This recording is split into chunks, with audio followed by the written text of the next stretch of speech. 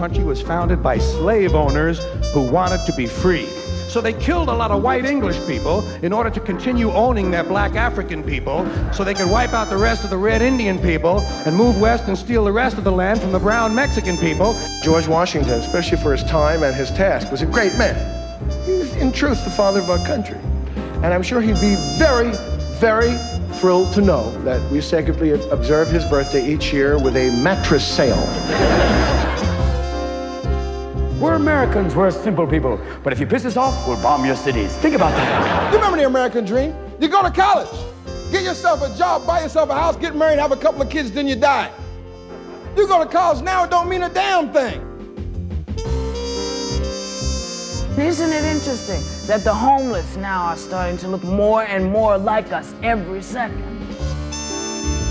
The 1950s was the most sexually frustrated decade ever. 10 years of foreplay.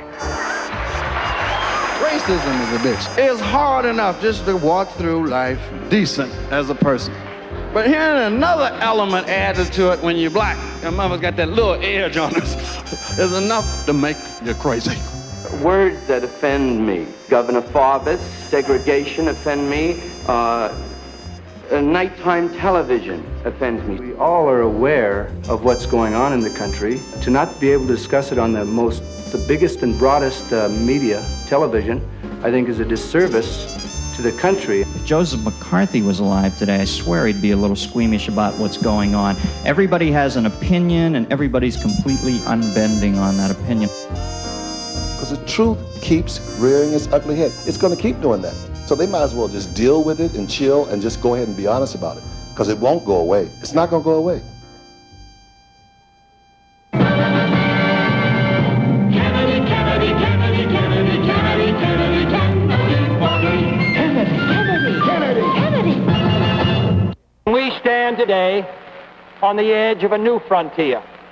The frontier of the 1960s. The frontier of unknown opportunities and perils. The frontier of unfilled hopes and unfilled threats.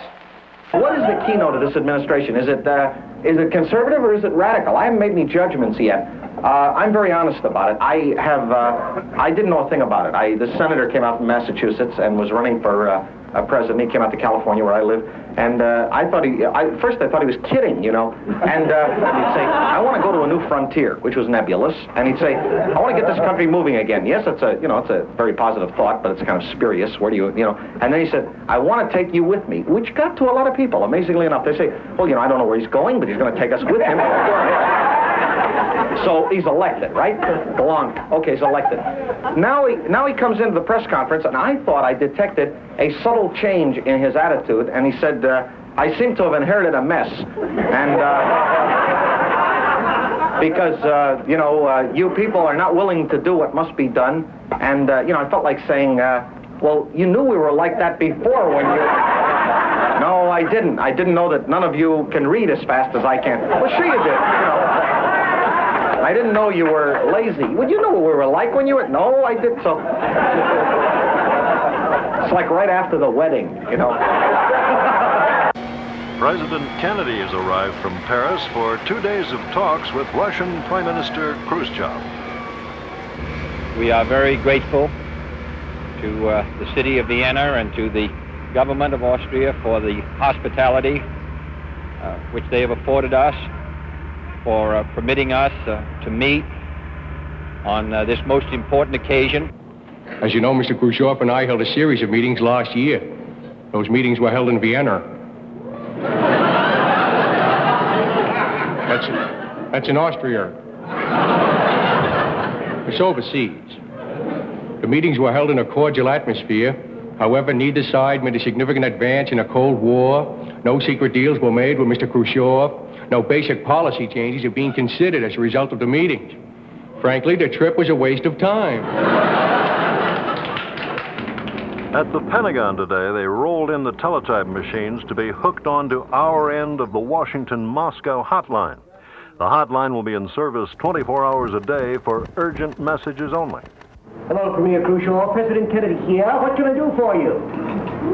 No, you don't understand. What can I do for you is just a figure of speech. It seems that one of your missiles has destroyed Oh, I see. That's why you're calling, eh? Well, now, listen here. I can't hear... Caroline, sweetie, Daddy's using this phone. Honey, darling, hang up. It's a very important call. Yes, sweetheart. It's Santa Claus. You hold on just a second. Nikita, would you say ho, ho, ho? Fires of frustration and discord are burning in every city. We have a right to expect that the Negro community will be responsible, will uphold the law, but they have a right to expect that the law will be fair, that the Constitution will be colorblind, as Justice Harlan said at the turn of the century. Show me that you want to assume the responsibilities of citizenship. Show me that you are as good as the white man and can live in his area. Then we'll be more likely to consider it. Negroes have a right to move in under the Constitution. The only thing is, what kind of a Negro? I had a wild neighborhood, I got to tell you, because my mother's Puerto Rican and my father's Negro, and we lived in a real big Jewish tenement building in an Italian neighborhood. Every time I go outside, the kids say, "Get him, he's all of them."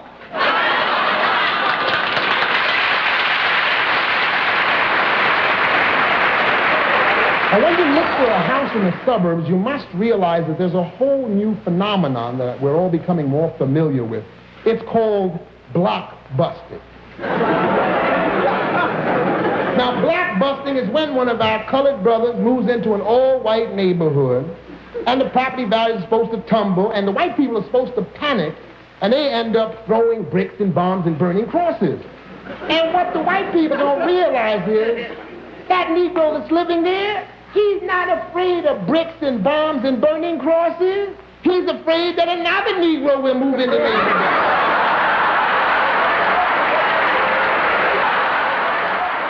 How is it every time the sun comes out, every white person lays on the floor like a dead horse, desperate to turn brown? Somehow born brown, not so hot, but turn brown. I was just in Miami Beach. They were admiring a guy with a tan there. What a tan! They couldn't get over it. Then they found out he's really colored. Get out! Do you know, in my traveling, if I could believe everything people told me, we wouldn't have a racial problem in this country. Because everyone I meet would tell me the same thing. Greg, some of my best friends are colored. And you know, and I know, it's not that many of us to go around.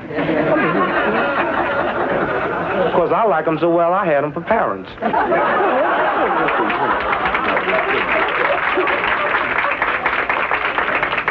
I'd like to say thank you very much, but never clap for me. Just take me to lunch when it's not Brotherhood Week.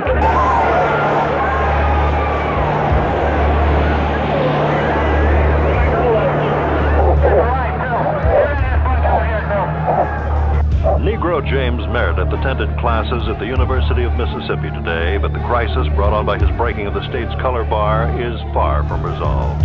Today there were riots on the streets of Oxford, where the university is located. The Mississippi National Guard, pressed into service, was compelled to fire over the heads of the rioters. The only practical thing to do is to withdraw this applicant, his application, and let him go on somewhere else to school. That's the only way. Now that James Meredith is registered at the University of Mississippi, I want to say a word about that. And I know I have no right to, but I want to anyway. Now that the enrollment of the university is up 15,000, the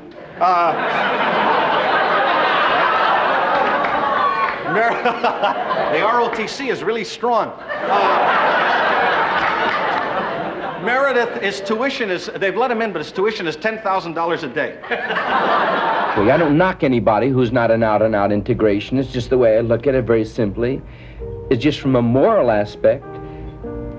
If you're not an out-and-out integrationist, not you're an atheist, because Christ and Moses were teachers. And if you keep anybody out of school for 5 minutes, you're against every Christ-like concept, so that you're an atheist. This is no communist vision. This is the angry black man's vision. The 20 million black men of America get angry that America won't have to worry about communism, to worry about the rest of black people here in America. It's like hell to live up here.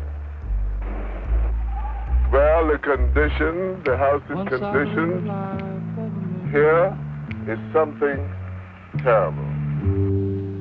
Spending my money, I didn't care. Taking all my friends out for a real good time. Buying champagne, whiskey, bootleg wine. But one day I began to sink so low. Didn't have a friend, no place to go. But if I ever get my hands on that dollar again, I'm gonna squeeze onto it till the eagle grins. Nobody wants you when you're down and out. Well, in your pockets if you don't have one penny. Well, your friends, you just don't have any. But just as soon as you get back up on your feet again, here they all come talking about, hey baby, I'm your long lost friend.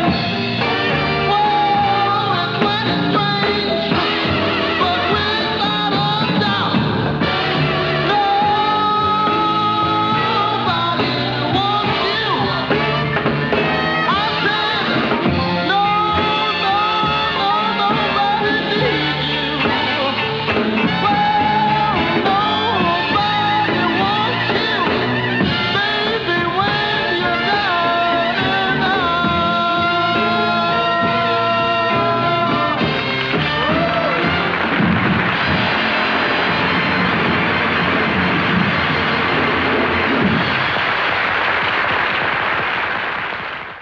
The crowds here in Dallas seem to radiate a love for the presidency. The Dallas Police Department is working with a fully automated force to dispel any fear that the unfortunate incidents similar to those that accompanied UN Ambassador Adlai Stevenson's visit do not occur on this trip.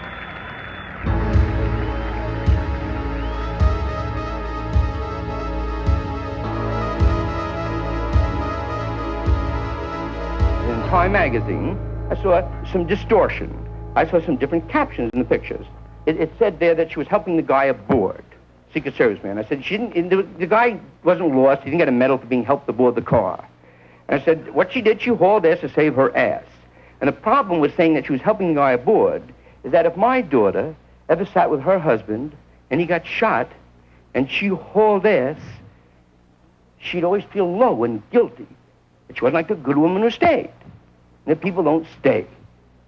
No, and you can't make the false image and make my daughter pay the dues then for someone who didn't stay. In fact, what did happen there, I'm sure, is that the chick was panicked and she heard, we've been hit, let's get out of here. Well, she didn't know let's get out of the car. She went to split. Solid. I, Lyndon Baines Johnson, do solemnly swear That you will faithfully execute that I will faithfully execute the office of the Presidency of the United States. the office of the Presidency of the United States. President Johnson, now, there's a man with enormous political skill and a great deal, I think, of leadership and courage. However, speaking is not one of his strong points. I mean, I get the impression when the president speaks that he's speaking under our heads.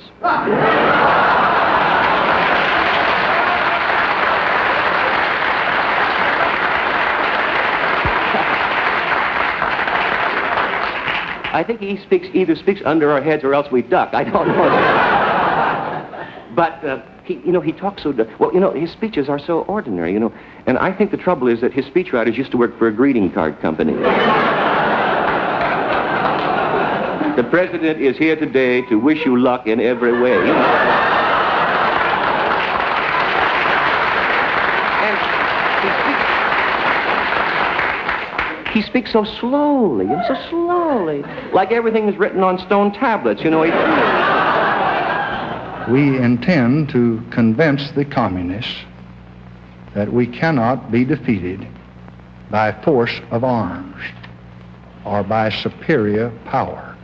Once the communists know as we know that a violent solution is impossible, then a peaceful solution is inevitable.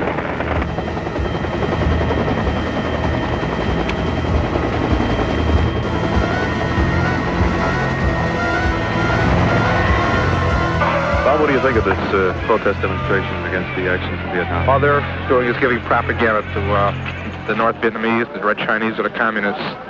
And I think they would sit down and intelligently go over what is being done in Washington. They might go along with President Johnson because he is trying to get out of there.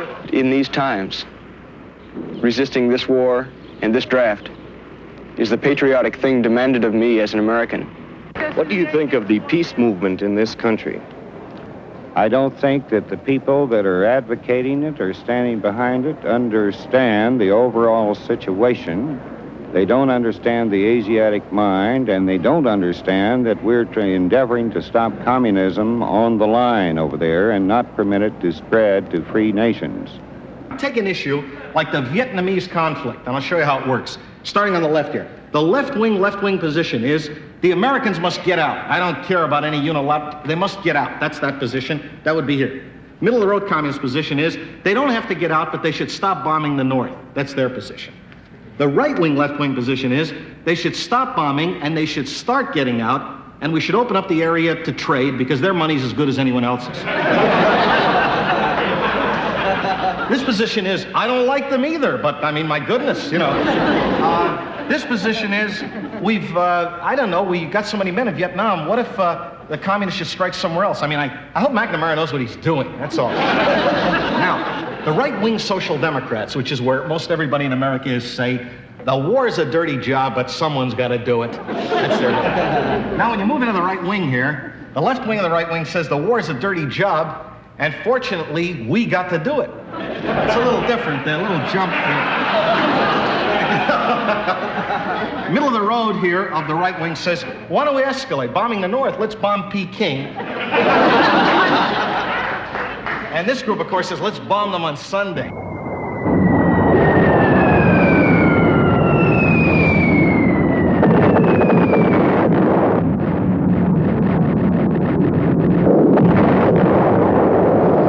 For every man that we have killed or wounded, the enemy is losing approximately 10.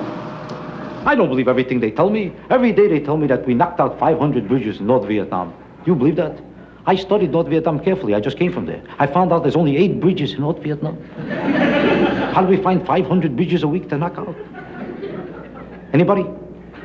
I'll tell you how they do it. You're lucky I'm not busy. I'll explain it to you.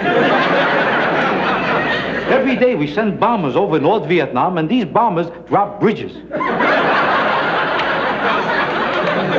Then we knock out the bridges that we dropped, and we did the... You understand that?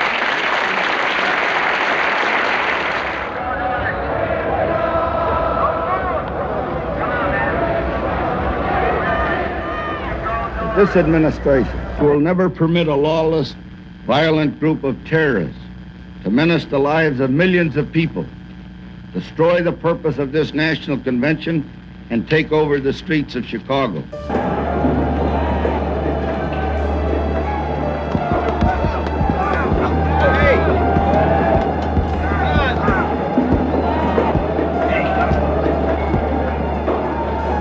Most delegates to this convention do not know that thousands of young people are being beaten in the streets of Chicago.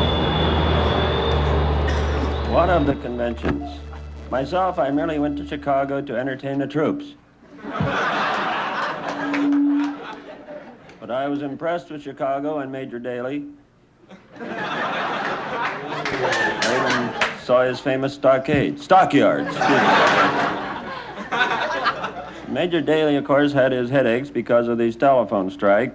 It didn't look like the convention would be wired in time. But after the balloting, it was pretty apparent the whole thing was pretty well wired. And there's another thing. All of the delegates at the convention have to be careful to hold on to their seats. At one time, over 1,000 delegates were in danger of losing their seats, which is a mild way of putting it.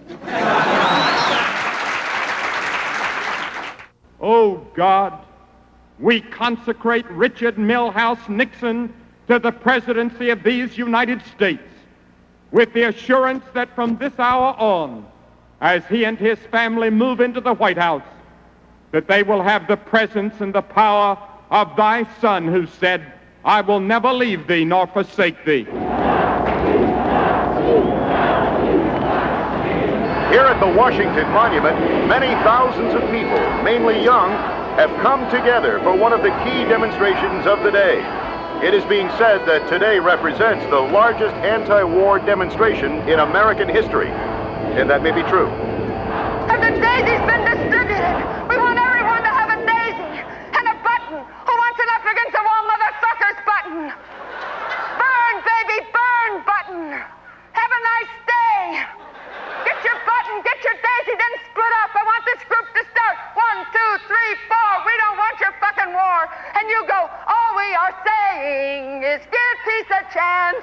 All we are saying, bummer, bummer, here come the pigs, go limp. After the Peace March a couple of weeks ago, Attorney General Mitchell's wife was quoted as saying, I don't think the average American realized how desperate it is when a group of demonstrators, not peaceful demonstrators, but the very liberal communists, move into Washington. It was the phrase liberal communists that caught the attention of the nitpickers. But the Attorney General jumped right in and cleared everything up. He explained, quote, the dialogue got confused. It came out liberal communists instead of violence-prone radicals. Now, I certainly understand somebody making a slip like that. It's just very natural. As a matter of fact, this morning I went into a restaurant and I said, your money or your life. But what I meant to say was, 2 eggs easy, hold the potatoes.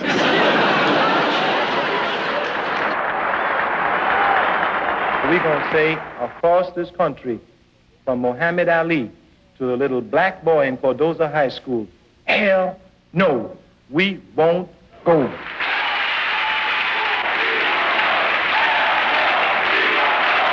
You know, I've been receiving a lot of mail from young men in the ghetto asking me how can they avoid the draft. Simple. Wait till you get your induction notice, then go down to the draft bureau. And they'll give an application to fill out. And when you get to the little section that says occupation, write murderer. You know, we have such dumb, stupid laws in this country. By law, we would never be permitted to draft a murderer into the army and send him out to kill. You have to be nonviolent, then we'll teach you how to kill. You have an organized conspiracy going on in this country composed of right-wing, reactionary, racist demagogues in conjunction with the police, the military-industrial complex. You see, it's like a lady told me in Alabama. A lot of folks been praying for a long time for freedom.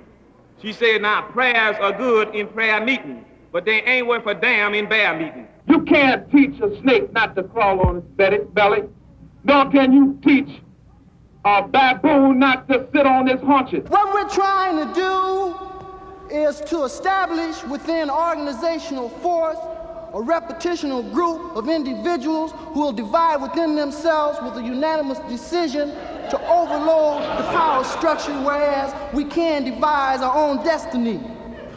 You dig where I'm coming from? Now, the problem being that we are an internal group trying to work out of an internal bag, which we're trying to do very heavily. And with the support of the masses of people, we will be able to do this with a limited amount of time. But I say violence is necessary. Violence is a part of America's culture. It is as American as cherry pie.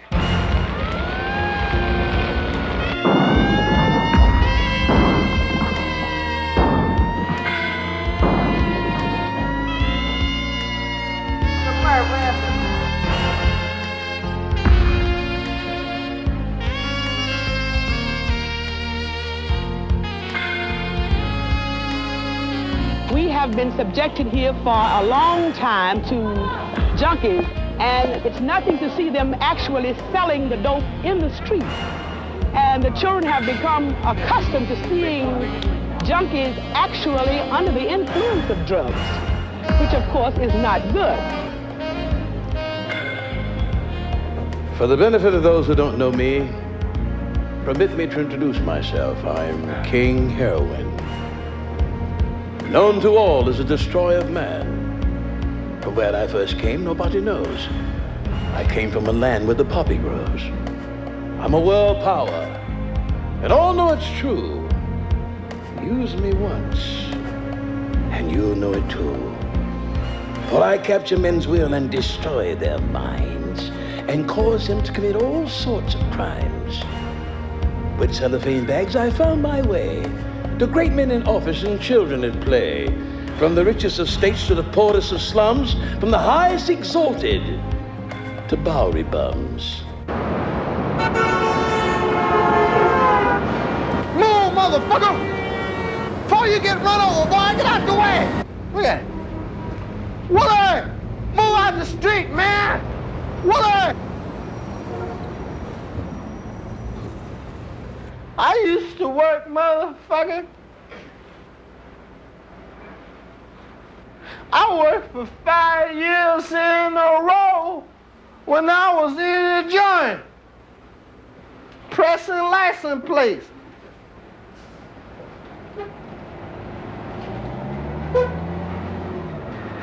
Kiss my ass, truck. Where the fuck a nigga gonna get a job out here in the street press license plate, man? Shit. And I'm sick, man. I need some help. I need somebody to walk with me and talk with me till 2 o'clock tomorrow afternoon where I can get some shit. I'll be all right. I can handle this white world in, baby. I get a little shit in my bed. I can take all the shit.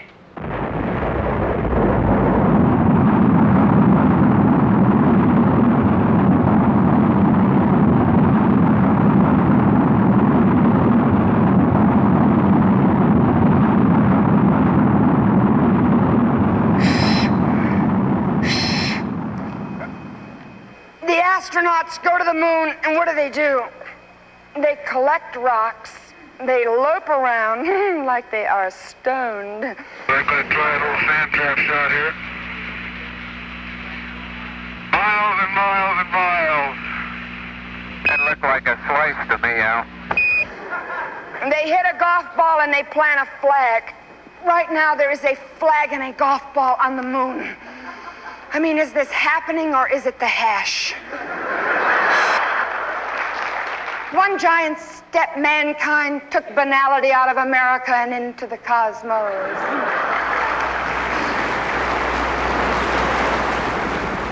We have adopted a plan, which we have worked out in cooperation with the South Vietnamese, for the complete withdrawal of all U.S. combat ground forces and their replacement by South Vietnamese forces on an orderly, scheduled timetable. Now we're getting out of Vietnam through Laos and Cambodia.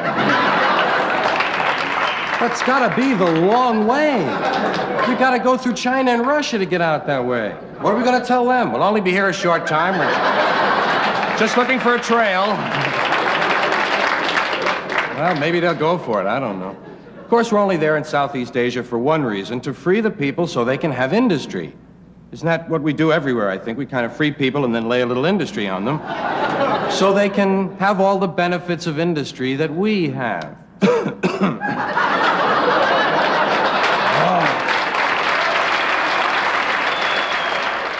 In recent months, members of my administration and officials of the Committee for the Re-election of the President, including some of my closest friends and most trusted aides, have been charged with involvement in what has come to be known as the Watergate affair. These include charges of illegal activity during and preceding the 1972 presidential election, and charges that responsible officials participated in efforts to cover up that illegal activity. Mr. Butterfield, as far as you know, from your own personal knowledge, from 1970 then until the present time, all of the president's conversations were recorded? I was aware of listening devices. Yes, sir. I love all the negotiating now, the question of the tapes. Who can hear them? Who can... Remember, Nixon had a great one a few months ago, the Stennis proposal. That is, that the court can't hear the tapes, the senators or any member of the Congress can't hear the tapes, the people can't hear the tapes, but Senator Stennis can hear the tapes. A veritable Rip Van Winkle. He's in a permanent daze. He's going to hear these sensitive... I mean, he can't hear the dinner bell. What a choice, you know. Too bad the tapes didn't pick that up when Nixon turned to Haig and said, "Al, get me a deaf senator. I'll do the rest." 90% of you think he was involved in Watergate. You suspect that. And 3% of you don't think he was involved. And the other 7% were involved with him in it. No, all right. The last thing I want to talk about tonight was Billy Graham said, even if Nixon is implicated in the Watergate, I forgive him. It takes a mighty big man. Actually, there's nothing big about Billy Graham forgiving Nixon because that's Billy Graham's job, if you think about it. I was reading the day they had that Watergate thing, you know? It's heavy, man. It's really heavy. They even talk about it in the ghetto now. You know it's heavy when they talk about it in the ghetto. That's right. Cat walked up to me the other day. I was in the ghetto. He says, "Hey, man, you hear about Watergate?" That's all he said, because that's all he knew.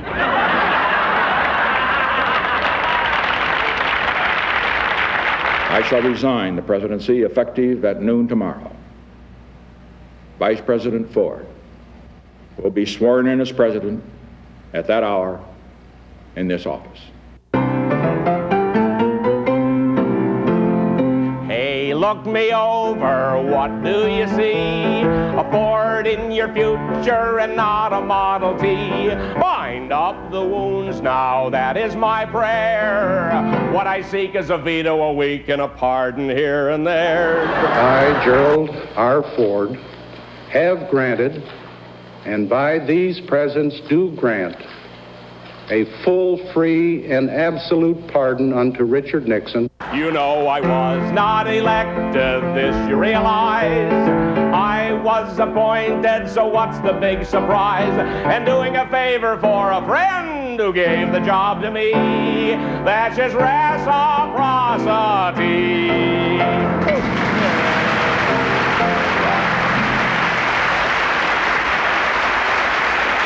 I, Jimmy Carter, do solemnly swear. I, Jimmy Carter, do solemnly swear. That I will faithfully execute.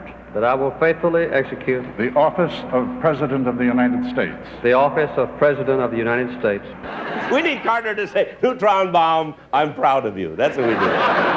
Well, for example, it is not a bomb. For what the military wants us to know that. It's not a bomb in the sense of a Hiroshima mushroom cloud, which means we're finally doing something about noise abatement.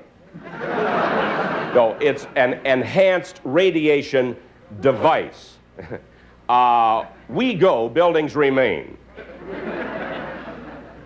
To be used primarily against Russian tanks. So a Russian tank is coming at you, hit them with the radiation device, kills everybody in the tank. I picture a tank running around aimlessly out of control. Doing what? Knocking over a building.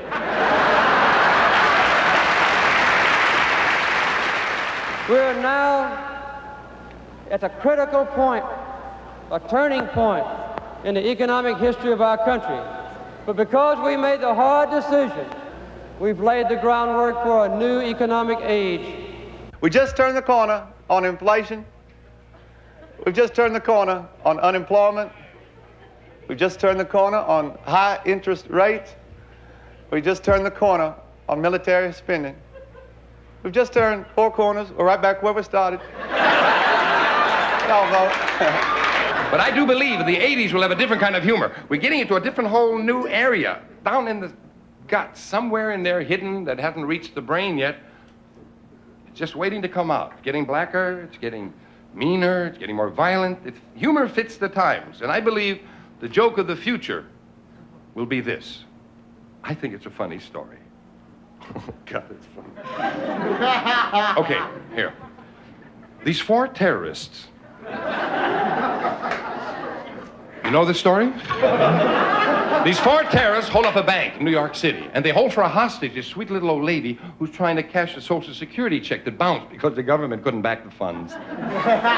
They escape in this rowboat with 6 Vietnamese, crash into an ocean liner, spilling oil all over the beaches, forcing the children back into their dilapidated schools with 95 in a classroom taught by a teacher carrying a submachine gun to defend herself. Outside, there's a bus waiting to drive them 40 miles to their respective homes at gasoline at $5 a gallon. On the way home, an engine from a DC-10 falls out of the plane, lands on the bus, starting fires in the homes while the families are watching the gong show, and the firemen who are on strike refuse to put out the blaze. In the airplane, the hijacker, who is dying from cancer because he smokes too much, demands to be taken to Russia so he can look at the missiles aimed at the United States who will kill every man, woman, and child 40 times over, led by a man whose only qualifications for international leadership is that he shared billing in a movie with a chimpanzee named Bozo. I, Ronald Reagan, do solemnly swear. I, Ronald Reagan, do solemnly swear that I will faithfully execute the office of President of the United States. that I will faithfully execute the office of President of the United States. Out warning yellow, weapons hold. I repeat, warning yellow, weapons hold. Alpha Bravo out.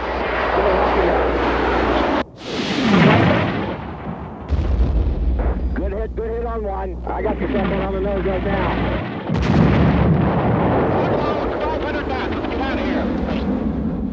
Under the circumstances, of course, we had no alternatives but to take the actions which we did, which resulted in the shooting down of the 2 Libyan planes which attacked our aircraft. That's funny. America used to be a different kind of country. Like, we didn't fuck with people who smaller than us and shit. You know, but now, I mean, little Libya and shit look like America goes, shut the fuck up. Just sit your ass down somewhere. You be fucking around. Just shut up, motherfucker. But America act like they take that shit serious. Like, little Libya gonna kick our ass. Don't take my word for it. Ask the president. I meant the president. We in trouble. Because they be talking about dropping bombs and shit, man. I'm talking about nuclear bombs. I'm talking about fucking up our Sundays. I mean, motherfuckers say, hey, man, if they had a nuclear war, right, they wouldn't have to drop no bombs. All they have to do is tell us they're going to, then announce to us, find the fallout shelters. Because ain't a motherfucker here know when one at. Let's get to the shelter. Right. Oh, shit. Well, wait a minute. I knew where it was in high school. Wait a minute. Because they say we'll have a half an hour warning. That ain't enough time. I want at least 9-10 months. Can you imagine what the highways would be like? You motherfuckers say, we got a half hour, Jack. Beep, beep. You ain't gonna get nowhere. I know what I'm gonna do. There's a lady I've been wanting to fuck for 8 years.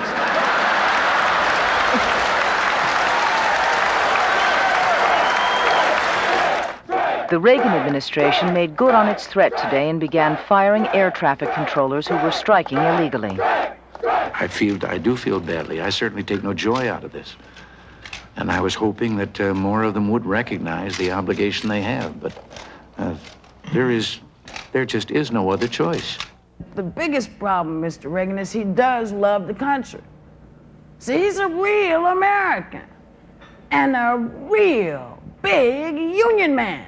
Oh, does he love the union? You know? Especially the air traffic controllers. See, who are now in the same fucking place they were before, except there's more shit in the sky to watch. Now, maybe that doesn't bother you, but let us think about what the scenario might have been when he met with them. Hi, I'm Ronnie Reagan, and I'm running for president. You may remember me from 20 Mule Team Borax days. And you know, when I look at the great expanse of the American sky, I think to myself, it's you guys. You air traffic controls. Mwah, love you guys. And you know, I know it's tough for you right now. You're not getting any help from Carter, that crab.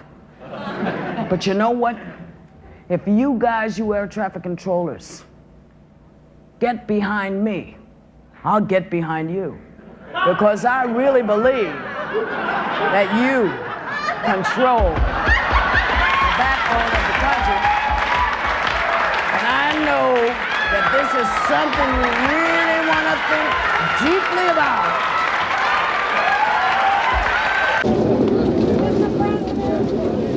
President Reagan and staff members escorted by the Secret Service. The president is hit, then thrown into his car by an agent. His press secretary wounded in the head. A Secret Service man and a policeman wounded. A gunman captured. Hello, Haig. Oh, hello, Mace. Calm down, man. Get control of yourself.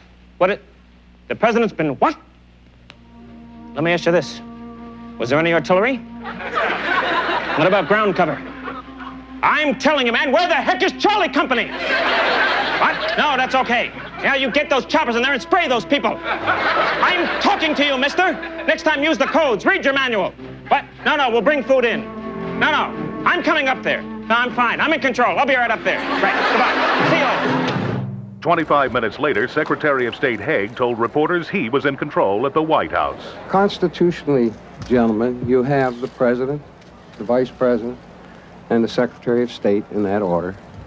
And should the president decide he wants to transfer the helm to the vice president, he will do so. What is the... As of now, I am in control here in the White House. I got into the press room, the flash bulbs are going off, everybody was going nuts, and I asked Meese, was Reagan okay? Did he say anything? And he said he didn't want to wake him and tell him he'd been hit. And I was going wild, I felt like Mighty Joe Young. And finally I said, oh, calm down, I'm in control! Well, what a flap that caused. All right, so I was fourth in control. Who figured anybody had read the Constitution? I took a shot. Ready? Go! Go with it. Go past the blue station wagon. Other side, station. Drug enforcement agents made another raid today in the ever-escalating crackdown on international trafficking. The threat is particularly grave to our youth. Nancy has taken on the war against drugs as a personal mission, and she's made me very proud. Not long ago in Oakland, California, I was asked by a group of children what to do if they were offered drugs. And I answered, just say no. See, I think she's living in an unreal world. Explain to me how you tell an urban teenager who lives in the street, in the school systems of the real world, just say fucking no.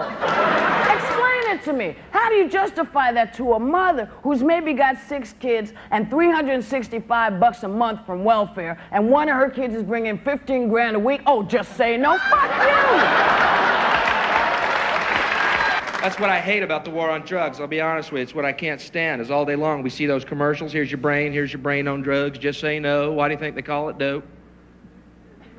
And then the next commercial is, this bud's for you. Come on, everybody. Let's be hypocritical bastards. It's okay to drink your drug. We meant those other drugs. Those untaxed drugs.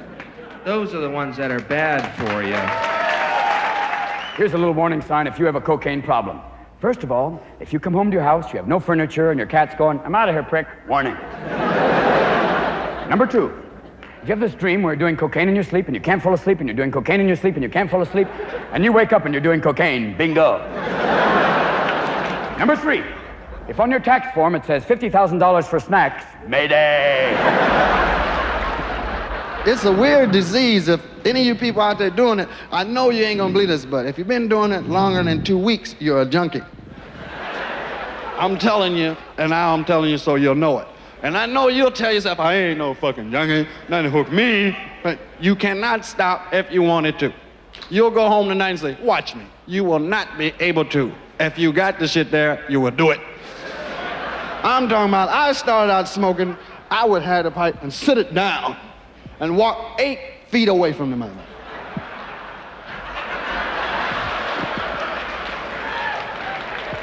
Two days later, Jack, I would smoke, I go.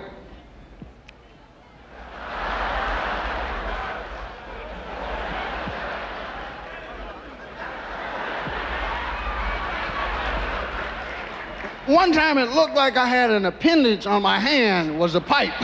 Because this pipe used to tell me when to go to bed, Piper say, time to get up. Time for some smoke, Rich.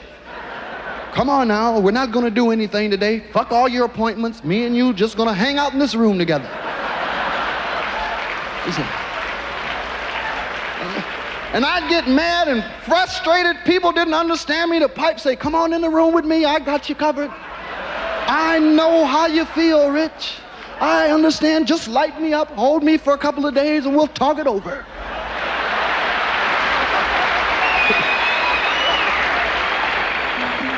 Researchers at the Center for Disease Control suspect that a mysterious new disease called Acquired Immune Deficiency Syndrome, or AIDS, can be transmitted through the blood. The CDC recommends that blood donors who are homosexual, drug users, or Haitian be carefully screened because the incidence of AIDS is higher among those groups.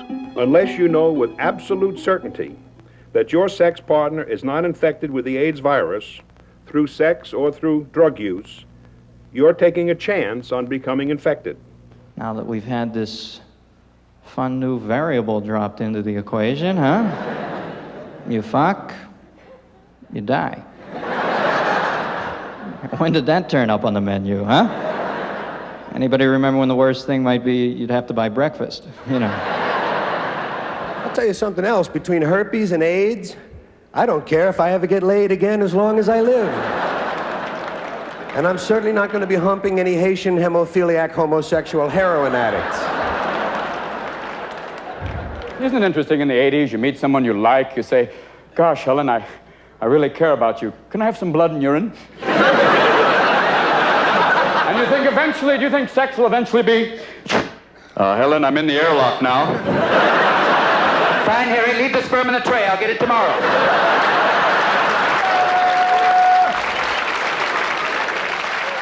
There are fresh charges tonight that Kurt Waldheim, the former UN Secretary General, was a ranking member of a Nazi military unit that killed thousands in Yugoslavia in 1942. Well, it's very simple. I was an interpreter. I was attached to the high command. It was not a very high position I had, so it was very natural that I didn't know about these things. What happened is poor Kurt forgot 4 years of his life. Out the window.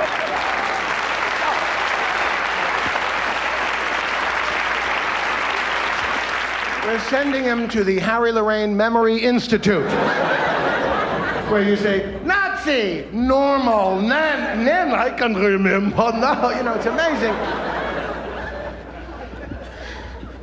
What happened was, he saw this story, that was 1941, you know, I was in Vienna. I was eating Schlager with cafe, 1941. Suddenly, 1946.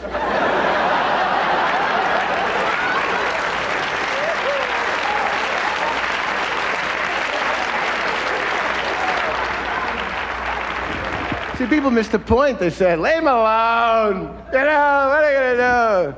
Guy in Long Island spent the war going, that's what a statement. You know, leave him alone. I mean, it's not punishment to get him. And so the rest of generations to come won't think World War II was Hogan's Heroes on television, where the Nazis were cute as little toys, you know. Oh, you Americans. Oh, Hogan, do you have a radio? Are you hiding? No, it's just me going beep, beep. Oh, okay, you Americans. There are 26 foreigners missing in Lebanon. 8 of them are Americans, held captive by at least 6 different extremist groups.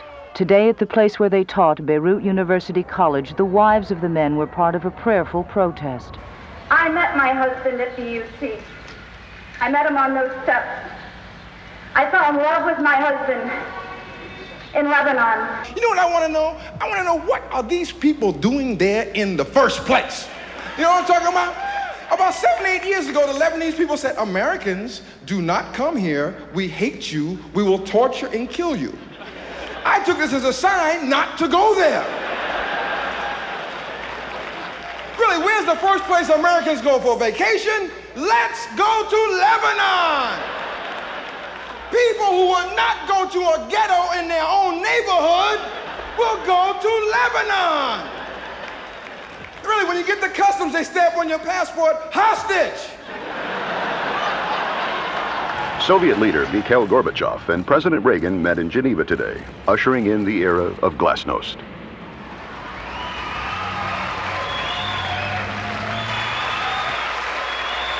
Welcome. This is just so wonderful to be in Moscow with my new Russian friends, and I know they're American friends, and we're all together. This is Joknost. What is wonderful is that growing up in the United States, we were taught that you were the enemy. You were taught that we were the enemy. And we're both wrong. It's the French. Because we are very similar. We are very similar. For instance, our heroes. You had Yuri Gagarin. We had John Glenn, Alan Shepard. In sports, you had Olga Korbut. We had Mary Lou Retton. You had Baryshnikov. We have Baryshnikov.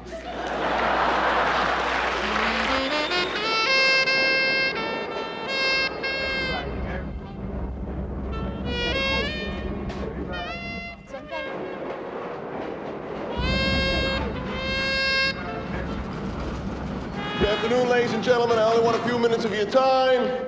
Doesn't cost you anything to listen. Please be patient with me. I just got released from Rikers Island, where I was unjustly incarcerated for 30 days for acts I committed during a nervous breakdown due to a situation beyond my control. I am not a drug addict. This is the situation. I need your money. I could be out robbing and stealing right now. I don't want to be doing that. I could be holding a knife up to your throat right now. I don't want to be doing that. And I'm sure you don't want that either. I didn't choose this life. I want to work, but I can't. My medication costs over $2,000 a week, of which Medicaid only pays 1/3. I am forced to go down into the Lower East Side and buy illegal drugs to stop the pain. I'm sorry my clothes aren't clean. I'm sorry I'm homeless. I'm sorry I don't have a job. I'm sorry I have to interrupt your afternoon. But I have no choice. I have to ask for help. I can't change my life. You can. We got a war on poverty, war on crime, war on cancer, war on litter, war on drugs. Did you ever notice we don't have a war on homelessness? No war on homelessness. You know why? You know why? I'll tell you why, because there's no money in it. There's no money in that problem. Nobody stands to get rich off of that problem. You find a solution to homelessness where the businessmen and the politicians can steal a couple of $1 million each, you'll see the streets of America begin to clear up pretty fast. I'll give you a couple ideas. First thing you got to do is change the name. It's not homelessness. It's houselessness. These people need houses. A home is an abstract idea, has to do with a setting, a state of mind. These people need physical, tangible structures. Well, I got an idea where we can put some low-cost housing. Golf courses. This is just what we need. Golf courses. Plenty of good land. Plenty of good land in nice neighborhoods, land that's devoted now to a meaningless, mindless activity engaged in primarily by white, well-to-do male businessmen who use the game to make deals to get together to carve the country up a little finer among themselves. Golf is an arrogant, elitist game, and it takes up entirely too much room in this country. Entirely too much room. Listen to me. You know how much room it takes up? 17,000 golf courses, about 150 acres each. That's 3 million acres. That's 4,800 square miles. 2 Rhode Islands and a Delaware. You could build for the homeless on the land that's currently devoted to this meaningless, mindless, arrogant, elitist, racist game. Racist game. Racist game. Now, just in a very general sense, Mr. President, I take it you have some recollection of the events that led up to what is now called, for lack of a better word, the Iran-Contra affair or the Iran-Contra event? I made the decision that there was one thing upon which we could base selling them this single order of TOW missiles that could be transported in one airplane. And that was that we had some 9 hostages being held by the Hezbollah, and that if they would use their efforts to get our hostages freed, yes, we'd make this sale. It was my idea all along about the Contras and the TOW missiles and the blow and the no, because the CIA wasn't making enough money taking the cocaine from so we had to trade the blow for the TOW. And am I out of line here? The Tower Commission made a report that he made a big mistake. So he went back on television at the time and he announced, "This is the biggest mistake I ever made." About what? I don't know.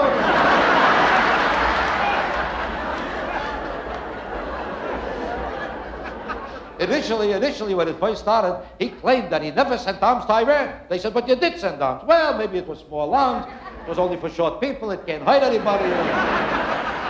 They said, "Was there another country involved?" There was not another country. Well, we have proof that there was another. Oh, you have proof? Okay, so there was a country. The funniest thing is that not only was Reagan never involved in this whole situation, but according to the hearings, nobody was involved. The CIA was never involved. The State Department never heard about it. The Defense Department never did it. This whole government did it without a government. There was no government at the time in this country when this happened. How can you accuse people who did not have a government? Turns out that one guy by the name of North, who never made more than $85 a week, was controlling the whole world over. I did not engage in fantasy that I was the president or vice president or a cabinet member or even the director of the National Security Council. I was simply a staff member with a demonstrated ability to get the job done. See, I'm kind of a left-wing lunatic, and I'm sitting there watching Oliver North on trial, and I'm going, good, about time we got this guy, doing covert operations above the United States Constitution. I hope you get it, man. And I'm all into it. I got popcorn, I'm gonna get him.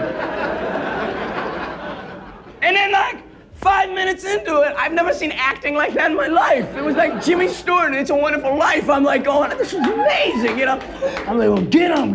And then all of a sudden, I'm watching him, I'm going, he's got some valid points. Mr. North, would you answer the question? Just a moment, counsel. No? You think all the time that Oliver North is doing so well, there was Gordon Liddy sitting at home going, damn, if I only had a uniform. Damn! Oh, and there it was. Bill Casey. Mr. Casey, would you like to answer the question? No, because he had a dream. He had a dream that maybe one day there'd be an organization more powerful than the CIA, more secretive than the NSC. I say that organization exists. It's called the National Postal Service. If they had handled the Iran-Contra affair, nothing would have gone wrong. They never would have gotten the money. We never would have gotten the missiles. It would have worked. Don't you see? It would have worked. 225 different people in the Ronald Reagan administration have either quit, been fired, been arrested, indicted, or convicted of either breaking the law or violating the ethics code. 225 of them. And Edwin Meese alone has been investigated by 3 separate special prosecutors, and there's a 4th one waiting for him in Washington right now. 3 separate special prosecutors have had to look into the activities of the Attorney General, and the Attorney General is the nation's leading law enforcement officer. See, that's what you got to remember. This is the Ronald Reagan administration we're talking about. These are the law and order people. These are the people who are against street crime. They want to put street criminals in jail to make life safer for the business criminals. They're against street crime.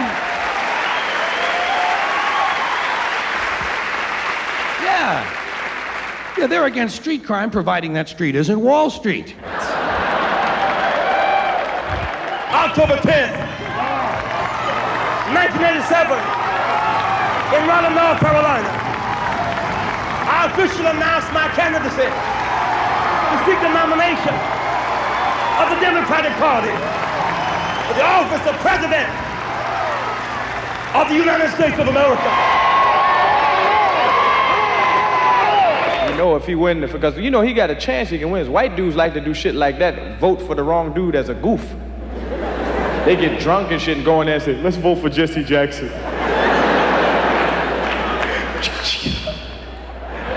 I I just voted for Jesse Jackson. The next day they'd be like this, they fucking won? Jesse know that shit can happen. He get in shape. I seen him run around the track and shit. I said, why the fuck you getting in shape like this? He said, because I'm gonna be the first black president. I had to get speeches like this. My fellow Americans, as your president I feel, if we can keep them get together and join hands. Are you watching these motherfuckers in the back here? Because I don't think they're too happy about this shit.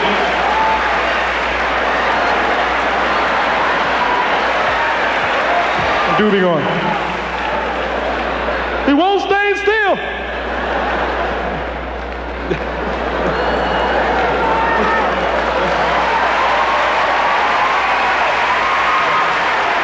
I, George Herbert Walker Bush, do solemnly swear that I will faithfully execute the office of President of the United States.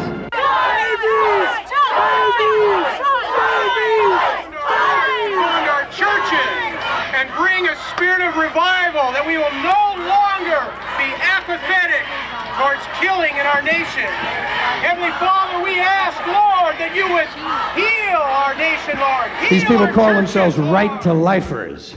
Don't you love that phrase? And don't you love the way these kind of people pervert the English language, right-to-lifers? You realize that most of the right-to-lifers are in favor of the death penalty? And they support the South American death squads, and they're against gun control, and they're against nuclear weapons control. When they say right to life, they're talking about their right to decide which people should live or die. These are some people who basically say, these babies must be born. Okay, I'll go with you on that. But as soon as they're born, they're going, that's it, okay, thanks.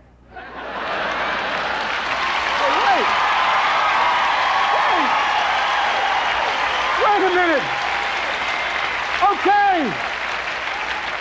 If you're going to say all these babies have to be born, then you have to go to door to all the people who voted for that. You go, pardon me, Mrs. Benign Neglect? Yes. Are you a member of Right to Life? Yes, I am. Well, you won your very own crack baby. Oh, no. Oh, dear Lord. Dear Lord. They walk around with pictures of aborted fetuses for shock value. Well, what do you think? We thought they came out with a little booty and cap set there? Come on. Everything inside us looks like shit, okay? Oh, look, a pancreas. Oh. Yeah. And now, and this is scary, now they're lobbying to have the law say that life begins at conception. Now this scares the shit out of me, because I don't want to be jerking off one day and have the cops kick down the door. Sir, step away from the kid. The kid? Sir, just back away from the tissue.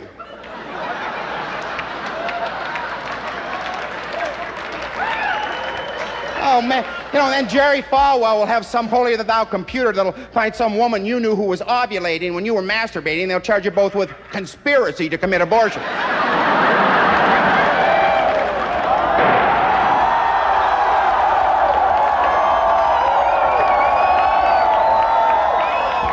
Well, the Germanys got back together last week. If there is a man amongst you who sees why these two should not be joined together, let him speak now or forever hold his peace in the ready position with the safety off. Germany, food, folks, and der Führer.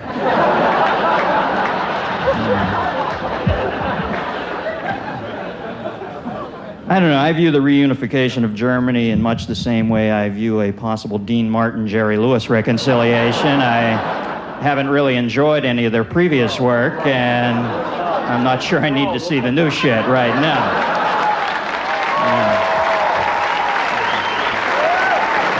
Now 7-Eleven has bowed to pressure from the moral majority and removed Playboy and Penthouse from their newsstand. I guess to be fair, you have to look at it from the fundamentalist perspective. What they're saying is they don't want pornography out in the open because what it does is it forces a certain type of literature on somebody in a public place. It would be like, I don't know, say like putting the Bible in everybody's hotel room or, something crazy like that, I guess. In 3 weeks, 40,000 jammed the gallery to see an exhibit of photographs by the late Robert Mapplethorpe. The homosexual and erotic images of Mapplethorpe photos were hailed by art critics, but blasted by some members of Congress. I think it's tragic that taxpayers' money is funding this kind of trash. We do not, as with taxpayers' money, want to fund an artist that is urinating in a bottle and sticking a crucifix in it and calling it art. What a disgrace. This amendment would prevent the NEA from funding such trash in the future. Look, federal money going for photographs of naked men. It's obscene, it's wrong, it's obscene, it's wrong. It's kind of interesting considering for about 100 years, photographs of naked women have been considered entertainment for naked men. That's different. It's obscene, it's wrong. Men with penises, look! Look at that damn thing! What do you prefer they have between their legs, Jesse? Cigarettes? Where are these Mapplethorpe photos anyway, folks? Have you seen them? Has the news media seen them? Have they printed them in the newspapers? No, we can't read about that. We can't read. We're not of that age. National debate, yes, but we can't see them. Why not? Who says we can't? They contradict our family values. Whose family? My family? Your family? Whose family? The Addams family? The Kennedys? The Rockefellers? The Royal family? The Flintstones? Who exactly are they talking about? I saw another one of the photographs. It was a picture of a man with his fist in the anus of another man. Now, to me it might not be art. To you it might not be art. But maybe to the artist it represents struggle.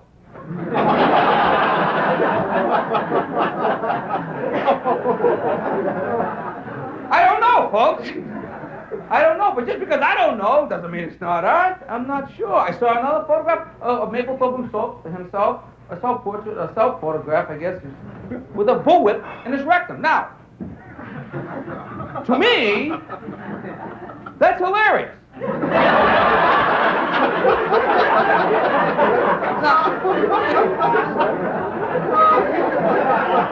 Are there a lot of couples going, honey?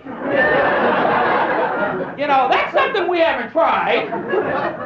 It's a photograph. It's a picture. It's not like artists are going around the country inserting bullwhips in unsuspecting people's rectums.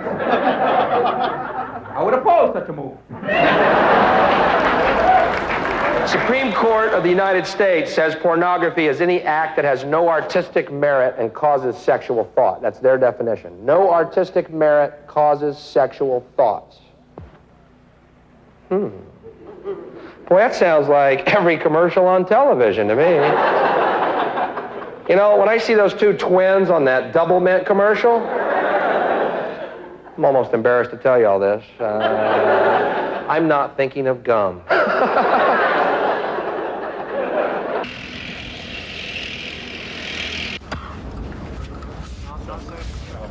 A line has been drawn in the sand. The United States has taken a firm position, and I might say we're getting strong support from around the world for what we've done.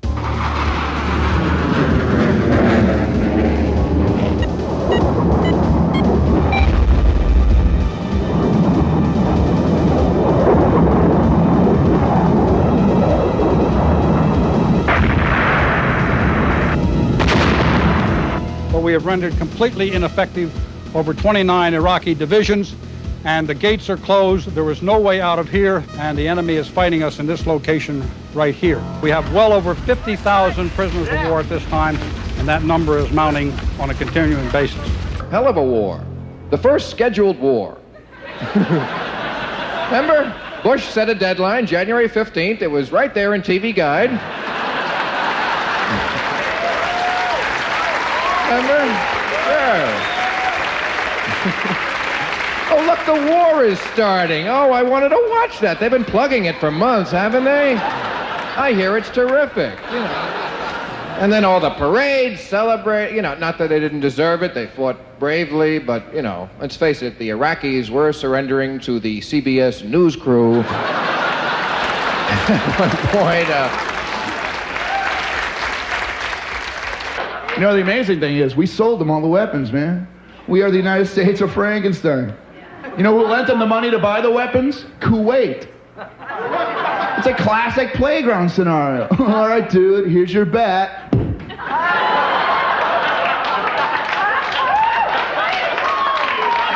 We sell weapons to anybody. Little underdeveloped third world nations wearing open loincloths. Chemical weapons. All right, you can have the chemical weapons, but hey, you're not going to use them, are you? All righty then. Last time we were involved in the Mideast, we sold arms to Iraq, gave military intelligence to both Iraq and Iran. Now, how did that work?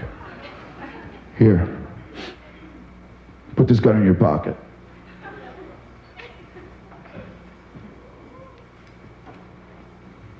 He's got a gun in his pocket.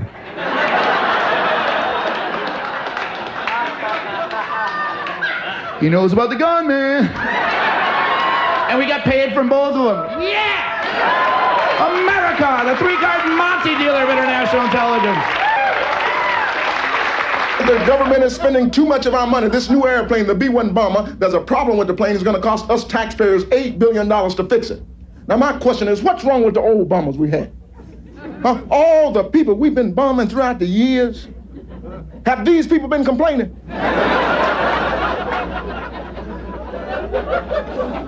So the plane doesn't fly as fast as it should. The bomb's gonna be a little late.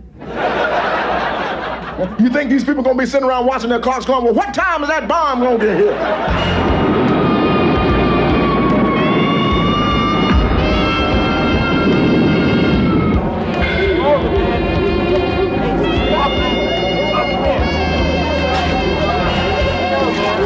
Please, we can get along here. We all can get along. We just gotta, you know. I mean, we're all stuck here for a while. Let's try to work it out. Let's try to beat it. You know. Let's try and work it out. I hear Rodney King still stands a chance of getting $100 million out of this case. And when I leave here tonight, I'm driving home as fast as I can.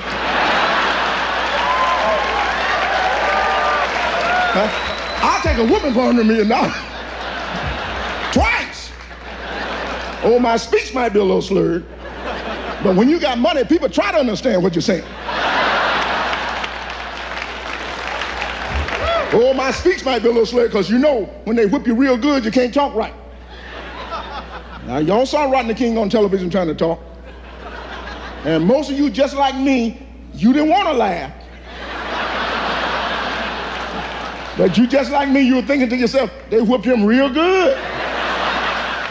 Because I just bought the camera, it occurred to me that that would be something good to get on tape. And so I took my time. I got my pants on, I went over, unhooked the camera from the VCR, took the tripod off it, went out onto the balcony, and there was no emergency in my doing this. But when I got out, the beating was going on. A white man took this video. Always remember that. Thank God he was married to a Mexican. That's why he turned it in. Because if he'd have been the real white man like that one sitting right there, we would have never seen that video. It'd have been a very private video at very private white parties. Put on the nigger ass whooping. If you ever see me getting beaten by the police, put the video camera down and help me.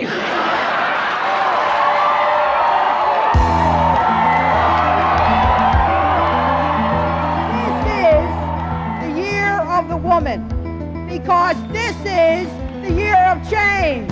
We will crack open the closed doors of the United States Senate.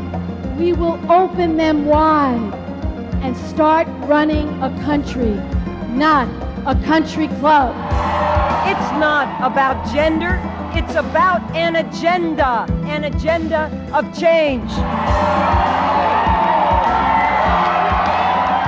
I have marched and rallied till I'm bleary-eyed for Shirley Chisholm, for Bella. I cannot be all things to all people politically and still be Peter's girlfriend. Yes, Edie, yes, Peter is suppressive. But no more so than you. I wish I'd said. Okay, doctor. Gestalt therapy is new to me. In this chair, I role-play Peter, right? In this chair, I role-play myself. And in that chair, you role-play the doctor. Peter, I am sick of this suppressive, you do as I say, macho number you have been putting me through. Now I'm me. Oh, no, I'm Peter. And I'd like just a glimpse of the nurturant female you and your butch rad femme friends harp on so much about. I want a woman, not a feminist. Aha, all it is with you is sex, sex, sex. And all it is with you is sex, sex, sexual politics. I have had it. You know, every once in a while, you're in your car, you're going straight, someone makes a left turn right in front of you, you're just like getting angry, you just want to give them a finger, just a little bird, just to get it off your chest, you know. Every once in a while, just every once in a while. I don't feel right doing this, because this is a symbol of a penis, which I do not have. But no one knows what I mean if I do this. Road hog! Pick a lane, any lane, huh? Where'd you get your license?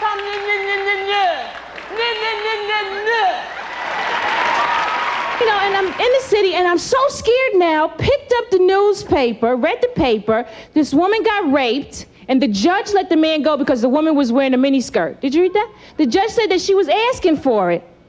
Okay, so ladies, next time you see like a real ugly guy walking down the street, shoot him. He was asking for it. I have a sister, 16 years old. She goes on a date the other night with a guy. The end of the date, the guy pulls his car over, tries to rape my sister in his car. Now, thank God she screamed. People came to her assistance. He didn't get away with it. But it brought home the whole date rape thing to me. And I have the answer. Women, if you go on a date with a guy that you don't know well, before you leave the house, get yourself an old-fashioned barber straight razor. Now, just tuck it right into your panties. If at the end of the date, the guy tries to rape you like an animal, grab his wanger. Put that blade right against the base and say, listen, do you want me to cut this off of your body? And ladies, remember, when they say no, they really mean yes.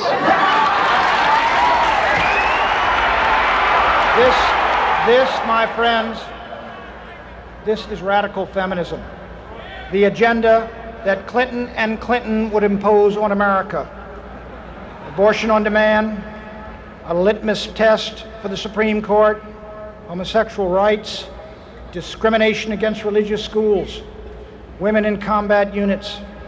That's change, all right. But that's not the kind of change America needs. It's not the kind of change America wants. And it's not the kind of change we can abide in a nation we still call God's country.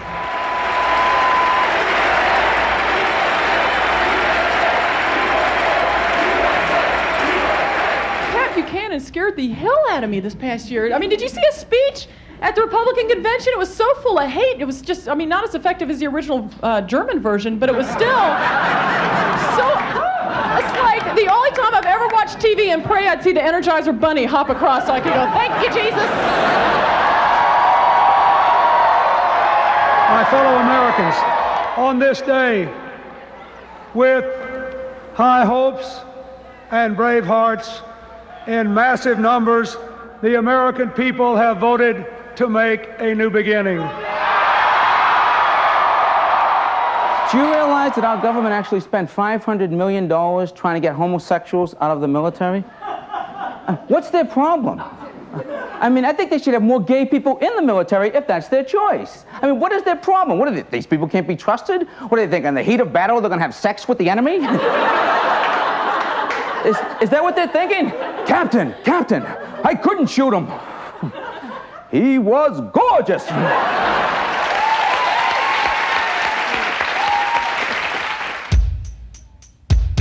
Oh, beautiful for spacious skies, for amber waves of grain, for purple mountain majesty above the fruited plains. Oh, beautiful for pilgrim's feet whose stern impassioned stress a thoroughfare for freedom beat across the wilderness. America, America, God shed his grace on thee and crown thy good with brotherhood from sea to shining sea. Oh, beautiful for heroes proved in liberating strife, who more than self their country love and mercy more than life.